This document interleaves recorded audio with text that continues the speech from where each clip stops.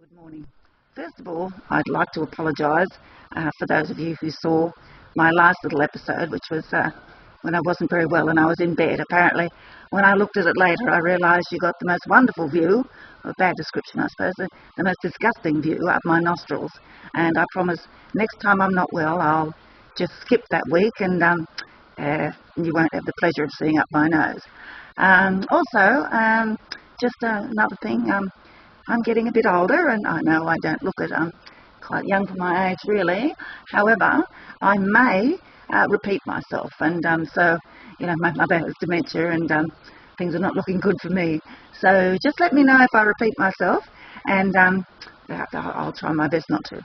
Anyway, I wanted to talk about those signs that hang over the highway. When they first appeared, I was concerned whether their construction was actually strong enough to be suspended a great lump of metal and steel and lights. But they seem to be staying in place okay, so I don't sort of cringe every time I drive under one anymore. But however, I am concerned about messages they give. You're driving along, watching the road, and then this sign overhead starts flashing, "Stay alert, keep your eyes on the road."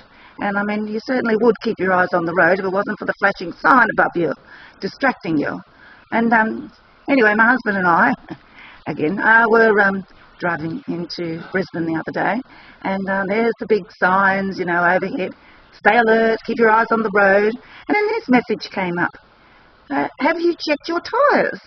And I thought, check my tyres? I'm staying awake, I'm keeping alert, I'm keeping my eyes on the road and the sign, and now you want me to check my tyres? What do you suggest? I hang out the window while I'm steering with one hand and reading the signs and check my tyres as well? Talk about a ridiculous idea. Oh, and before I go any further, I must tell you, my husband came up to me the other day with a shirt that he used, a white shirt that he used to, he was oiling the back veranda. And funny enough, he got little spots of brown all over it. And he'd put it in the nappy sand, the bleach sort of stuff. And he said, "Oh, maybe I could dye it." And I went, "Oh, yes, that could work." He said, "Can you get me some white dye?" And I just looked at him and he went, "Oh, what?" And yes, well, I just laughed at him, of course.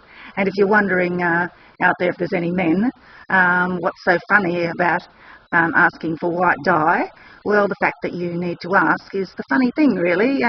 White dye, as if. Anyway, I think he's resolved to use it as a rag now, which probably is the only thing it's good for.